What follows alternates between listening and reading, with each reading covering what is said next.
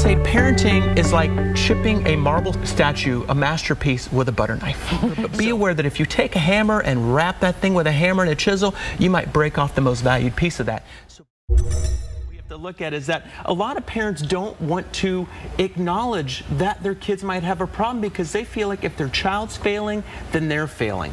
What we have to remember is that failure tells us when it's time to learn. That's its purpose. So we have to look at that. I look at lying as a binary function. It's a 0 or it's a 1.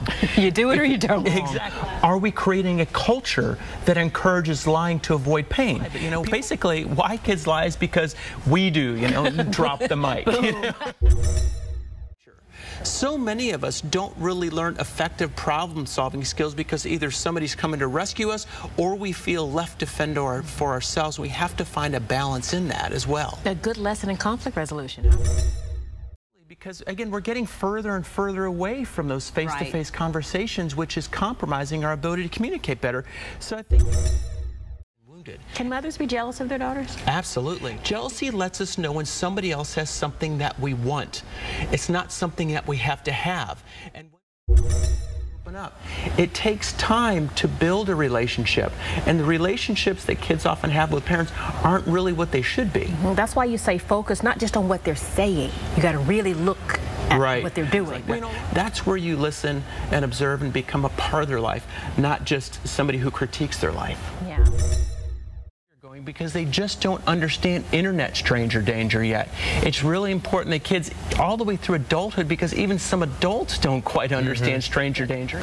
Computers, social media, all those things are a privilege, not a right. Exactly. Kids spot hypocrisy, and that's one thing that'll drive their defiance and their resistance to you telling them what to do, because how can you tell me what to do when you're doing the same thing? So level. You're moving now to middle school age. You talk about something called the wheel of misfortune. Right. Because you can't undo things in life, and when sexual experiences happen in middle school, it's way too early.